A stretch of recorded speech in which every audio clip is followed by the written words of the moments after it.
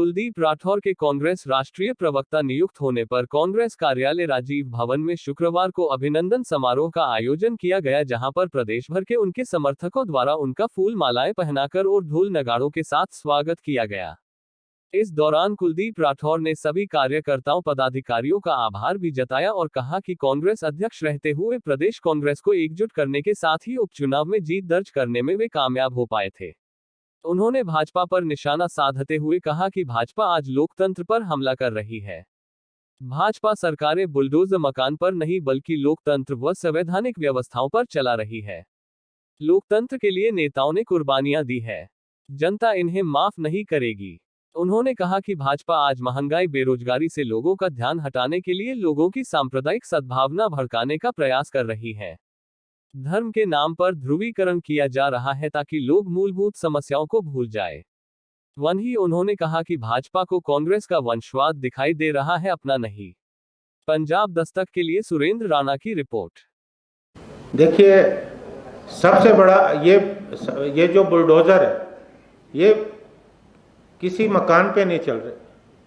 ये बुलडोजर इस देश का जो लोकतंत्र है, इस देश का जो संविधान है, ये बुलडोजर इस देश के लोकतंत्र पे चल रहा है। और देश की जनता कभी माफ नहीं करेगी कि जिस लोकतंत्र के लिए, जिस प्रजातंत्र के लिए हमारे नेताओं ने इतनी बड़ी कुर्बानी दी हो, कांग्रेस पार्टी ने बहुत बड़ी कुर्बानी दी हो, ये बर्दाश्त होने वाला नहीं है। माकूल समय में माकूल जवाब मिलने वाला है। केंद्र सरकार अपनी नाकामियों को छुपाने के लिए, बढ़ती हुई बेरोजगारी से ध्यान हटाने के लिए, बढ़ती हुई महंगाई से ध्यान हटाने के लिए देश में एक नया चलन शुरू कर रही है। जो देश में सांप्रदायिक सद्भाव है, उस सांप्रदायिक सद्भाव को ठेस पहुंचाने की कोशिश हो रही है।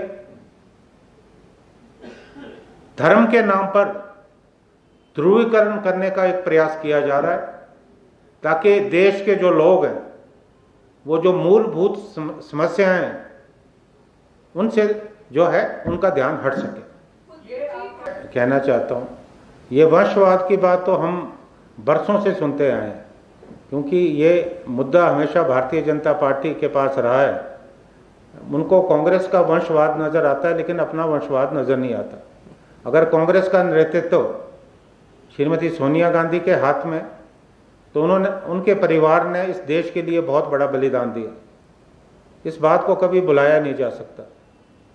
और अगर हम भारतीय जनता पार्टी में देखें, इनका जो राष्ट्रीय नेतृत्व है, जो केंद्र में मंत्री हैं, उनके पुत्रों को टिकटें मिली हैं, उनके परिवार के लोगों को टिकटें मिली हैं, विधायक बने हैं, सांसद बने। हिमाचल में क्या धूमल साहब के बेटे केंद्रीय मंत्री नहीं है? तो ये इस बात पे कोई दम नहीं, क्योंकि आज बौखलाहट में केंद्र सरकार है, हिमाचल सरकार में, इसलिए इस तरह की उल जुलूल बातें जो है अक्सर की जाती हैं।